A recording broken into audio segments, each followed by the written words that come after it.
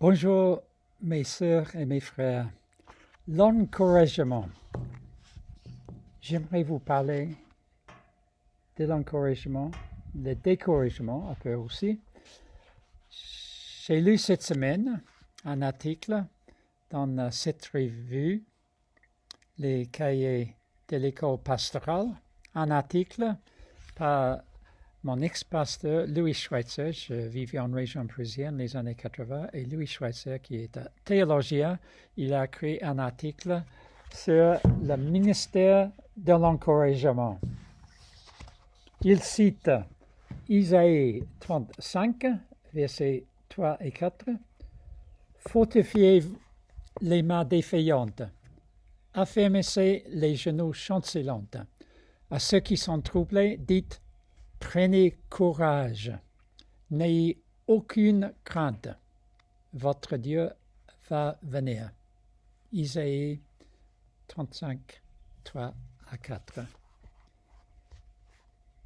Louis Schweitzer, dans son article, il parle du besoin dans l'Église encourager les uns les autres, parce que tout le monde, nous avons de temps en temps des découragements d'un moment, ou peut-être les autres qui durent plus longuement.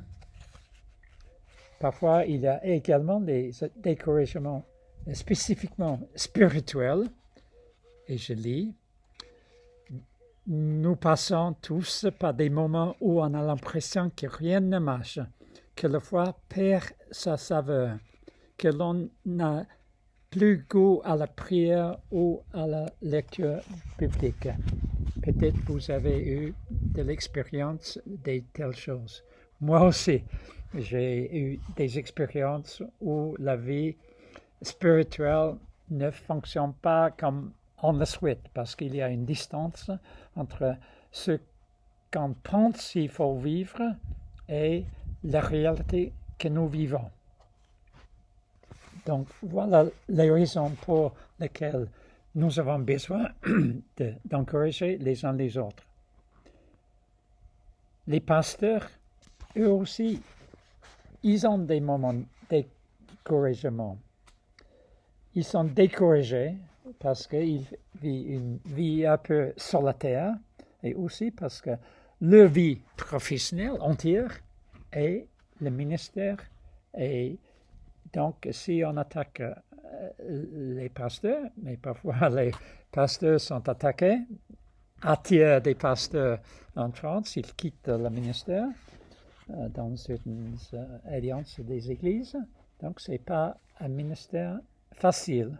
Donc, je vous invite, en parenthèse de ce message, de prier pour notre pasteur et encourager Jean-Jacques qui, pendant cette période de confinement, il nous encourage, mais il a besoin lui-même d'être encouragé.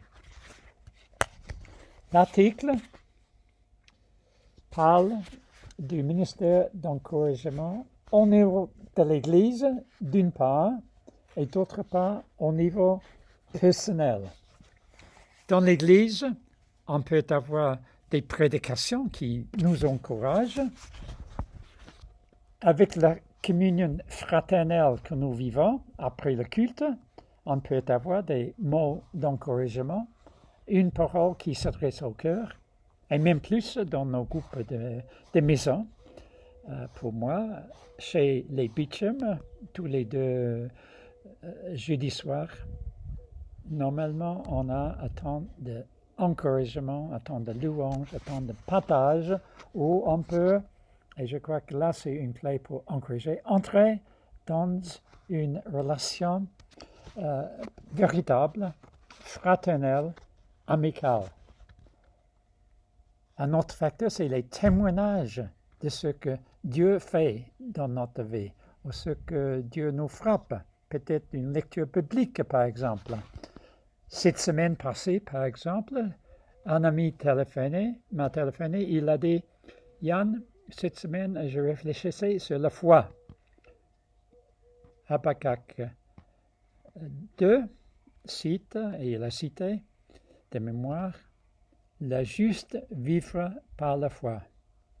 Et en 2 Corinthiens 5, les versets 7, nous marchons par la foi et non pas par la vue. Et nous voyons dans la presse, à la télévision, beaucoup de choses maintenant sur le virus qui attaque la France, l'Italie, l'Espagne, le monde. Et on lit beaucoup de choses décourageantes, mais notre Dieu, il est solide et on peut se confier en lui parce qu'il est toujours là et nous vivons par la foi. Donc cet ami qui a partagé ce message, ça m'a encouragé cette semaine. Là, c'est juste un exemple d'une parole qui touche le cœur que vous pouvez partager avec des frères et des sœurs par téléphone ou par autre moyen pendant cette période de confinement. Le deuxième aspect, c'est le ministère personnel d'encouragement. Et l'auteur, il parle de l'accompagnement spirituel parce qu'il y a des limites à l'Église, à la vie communautaire, même dans le groupe de maison, du partage. Et dans la mesure de possible, il faut avoir une relation plus profonde, tête à tête, avec une personne qui demande à un autre d'être accompagné sur le chemin de vie, non à cause d'une difficulté particulière, mais pour aller plus loin, pour être encouragé mutuellement et pour avancer. Et pour cela, et peut-être pour l'encouragement en général, il faut avoir l'écoute, une écoute de l'autre. Et accepter d'écouter jusqu'au bout. Parce que la réponse est trop rapide et bien souvent une manière de nous débarrasser du problème de l'autre. Donc, l'écoute est très importante.